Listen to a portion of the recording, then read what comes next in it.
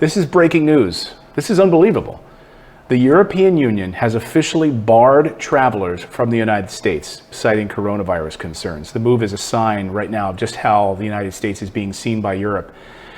And I have to think this is a little bit of like shoes on the other foot, right? The US was, we're going to bar people from coming in from Europe. Remember at the beginning? That sent everyone scurrying to the airports to fly home. Most travelers from the United States will be barred from entering the European Union after it reopens its borders on Wednesday, so tomorrow, because of coronavirus. And they're basically saying, European officials are saying that the United States is a hotbed of coronavirus. It's too much. So the EU's 27 members voted. They've been drawing up a list of countries that they say, virus is too high, can't come in here, no go. We're going to seal them off. The list of safe countries was officially unveiled by just now by the European officials, and 15 countries that did make the list are, these are the safe countries. Let me read the safe countries that are allowed to fly into Europe. Algeria, Australia, which did an amazing job.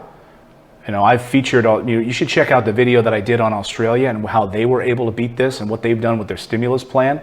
I'll have a link here. I'll drop a little card up here a little bit later, but I'll make sure it's linked below in the video. Check out that video on Australia. Canada, which has done an amazing job. Georgia, Japan, Montenegro, Morocco, New Zealand, Rwanda. Think about where Rwanda was a few years ago. Now they're a beacon of hope, crushing coronavirus.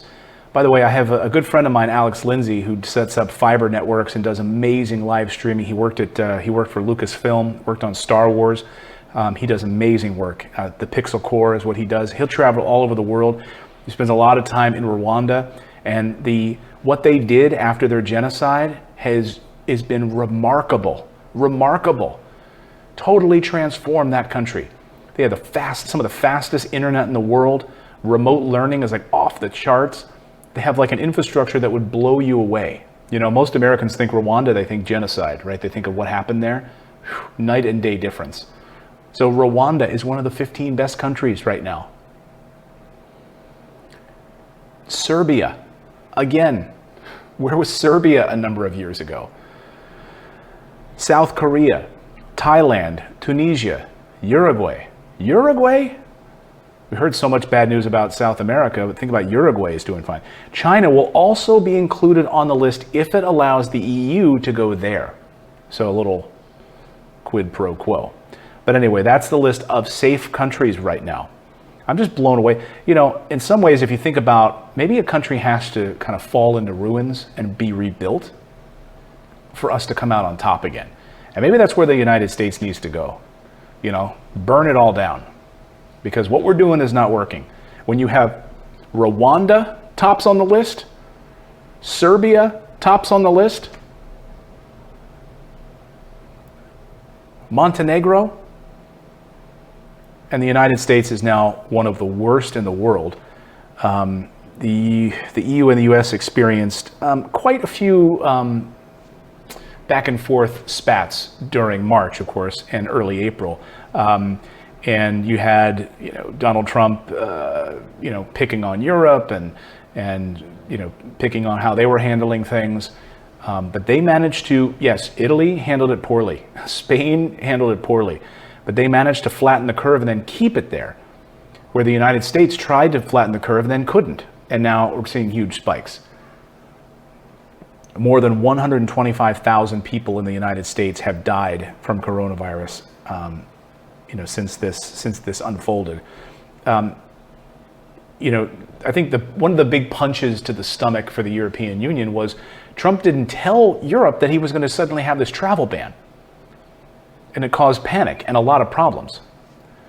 So when Europe was at the heart of the coronavirus center, he basically said, hey, we're going to have these travel restrictions starting in a few days, which then had a flood of people racing to the airports to get back home. People that were coming from hotspot zones, and many of them had coronavirus. And they didn't tell the EU they were going to do this. They could have quarantined people here. They could have worked with US embassies in different areas to take care of people, like Israel did. but they didn't. But the EU says no. This is not about political grudges. It's about keeping our people safe, and it's about the data right now. So you can't argue with this data. When you see these hotspots in the United States going up and up since Memorial Day, and cases going off the charts, why would the EU want people flying in on airplanes and infecting all these people? I wouldn't. I think they're being smart about it.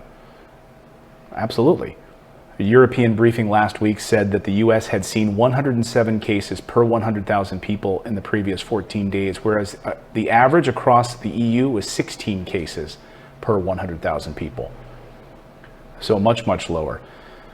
But they are seeing some different hotspots and things in Europe pop up, so they are not without fault. Germany is seeing some meatpacking plants with issues right now. Coronavirus outbreaks in Germany. So again, they're not perfect. Portugal also seeing some spikes in the Lisbon area. And then other parts of Europe and Asia are also seeing spikes, like Russia, India. So these restrictions do not apply to EU citizens abroad, or health workers, or people involved in the freight and haulage industries, diplomats and military personnel, and passengers traveling for imperative family reasons. So again, if you have to fly to Europe for imperative family reasons, then you can, but it does not apply to EU citizens who happen to be in the United States. They can still return as freely as they would like. And then they show up at the airport, they get the laser thermometer on the forehead, see if you have a fever, they do that testing, and then they let you go. It's very open from what I understand. So there you go, some breaking news just coming in right now about the European Union barring travelers from the United States. That is officially going to happen tomorrow at their meeting on Wednesday. At least they're giving President Trump a heads up, unlike the way that he did to them when he was like, boom, overnight, we're canceled, can't get back, you better get back here to the US. So a little back and forth. Enjoy watching the politics.